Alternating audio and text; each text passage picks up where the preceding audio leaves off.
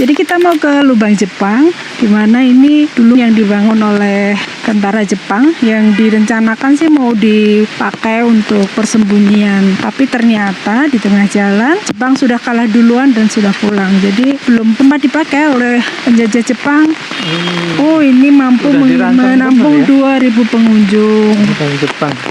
Tadinya ini lorong pertama ditemukan hanya sebesar lingkaran bermobil bagian ujungnya ini. Karena lorong ini dipergunakan oleh tentara Jepang hanya untuk mengintai musuh saja. Lalu setelah ditemukan dan direnovasi pertama sekali oleh pemerintah, yaitu tahun 1985, diperbesar supaya pengunjung bisa masuk. Bisa dibayangkan seperti botol yang mana di luarnya ini kecil, lalu di dalamnya besar.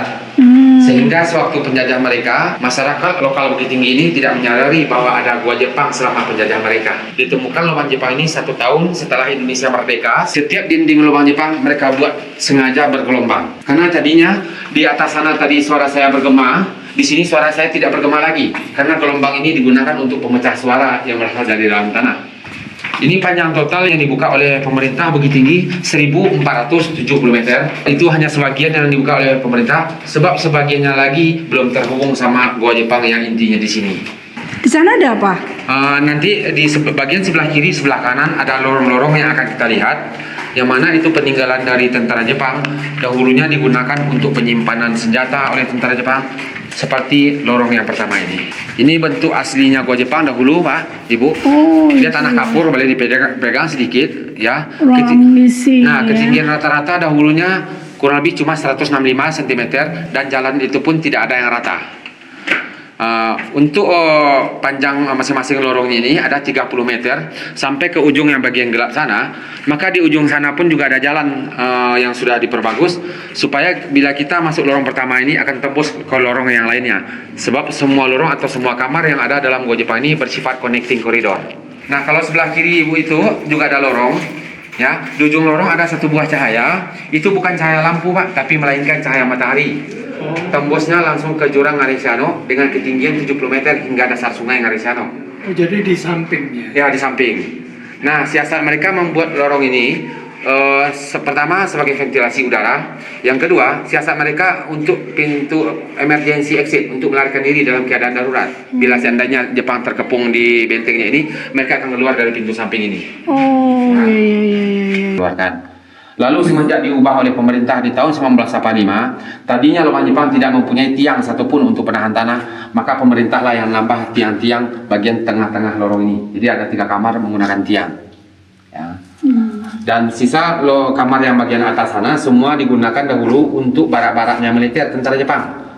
Karena barak-barak militer di dalam gua ini ada 12 ruangan. Di bagian atas kanan kita ada 8 lorong, bagian kiri kita ada 4 lorong lagi. Jadi kita lajunya ke sana. Ini ruangan yang paling luas yang mana? Paling luas ini, Pak, yang paling besar. Ruang ini paling besar, maksudnya dahulu bekas ruang sidang atau ruang meetingnya tentara Jepang. Di sini kembali lagi suara saya bergema dan mantul dikarenakan tidak ada gelombang pemecah suara tadi. Oh iya. Jadi maksud daripada mereka, mantul. Jadi maksud daripada mereka dahulunya, bila seandainya mereka ada yang musyawarah di ruang sidang ini, Pak, nggak payah untuk menggunakan mikrofon atau pengeras suara. Karena bicara standar nggak perlu keras, suaranya bergema sampai ke ujung. Iya. Ya. Nah, ini juga sambungan lorong yang di atas dahulunya digunakan sebagai barak-barak militer atau tempat tidurnya tentara Jepang. Semua ada 12. Sementara untuk Romusa kita dahulunya yang bekerja di sini, Pak, tidak mendapatkan tempat tidur atau tidak ada mempunyai hari istirahat bagi mereka. Jadi karena kan mereka bekerja non-stop siang malam. Sian. Ini barak-barak militer juga. Nah, selama 2 tahun 8 bulan pengadilan gua Jepang ini terlaksana dahulunya, mereka masih menggunakan alat manual. Jadi diperkirakan Pak, ribuan orang Romusa kita yang jadi korban di sini sampai jumlahnya tidak terhitung, Bu. Dan di dalam lubang Jepang ini pun juga terdapat lubang pembuangan mayat. Sehingga Romusa kita yang mati, mayatnya mereka buang, tembusnya langsung ke sungai. Ini pintu emergency exit yang kedua, tembusnya masih ke jurang Ngariseano, Pak. Ya. Itu langsung ke jurang juga? Ya, sama dengan yang tadi. Nah, ini baru ruang amunisi yang terakhir kali, 6 ya. Jadi awal mula ditemukan dahulunya senjata-senjata di sini, kabarnya masih banyak yang aktif, lalu diamankan oleh pemerintah. Sebagian dibawa ke ibu kota, sebagian disimpan di Museum Perjuangan yang ada di Kota Bukit Tinggi ini. Ya, baru kita beradanya di sentral tengah-tengahnya Gua Jepang lagi. Sementara kamar-kamar yang ada dalam lubang Jepang ini semua ada 21 kamar. Yang kita lewati baru 6. Jadi sekarang kita berada di sentral tengah-tengahnya, dan dari ujung sebelah kiri atau sebelah kanan sana itu ada 15 kamar-kamar lagi. Semua kamar masih bersifat connecting. Di antara 15 kamar dari ujung ke ujung, 2 diantaranya bekas ruang makan untuk Romusa kita dahulu, yang mana itu ada di tengah-tengah kita sebelah kiri dan sebelah kanan ini.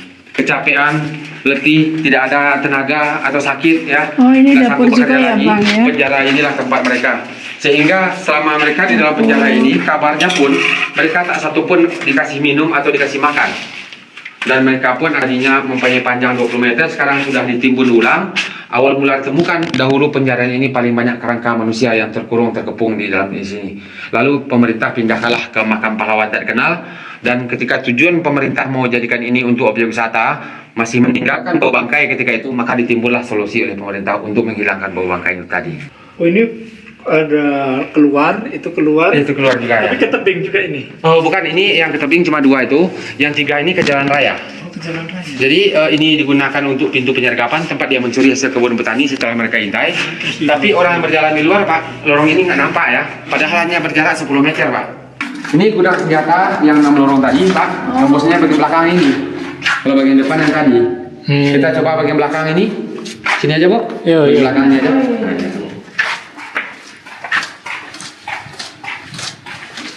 Pak, yang dicoret-coret ya, Pak. Kurang lebih 165 cm, Bu. Ini yang asli ya. Iya asli nih, Pak. Di bawah belum di.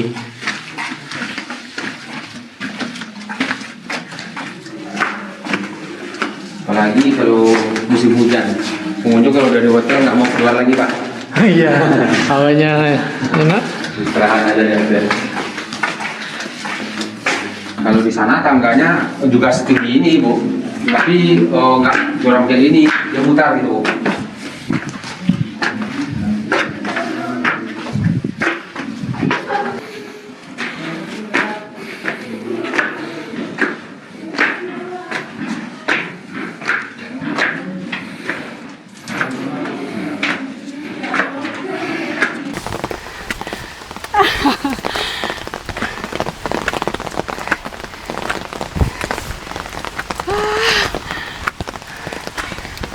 Oke.